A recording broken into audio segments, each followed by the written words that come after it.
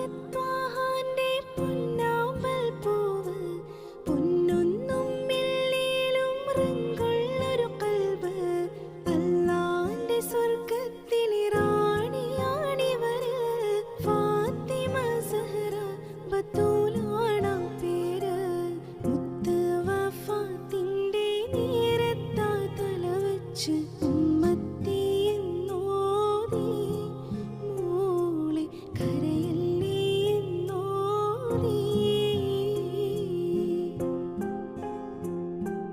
പൂമാൻ റസൂലിന് സൗജത്താം ബീവി ഖദീജ ബി പെറ്റോരു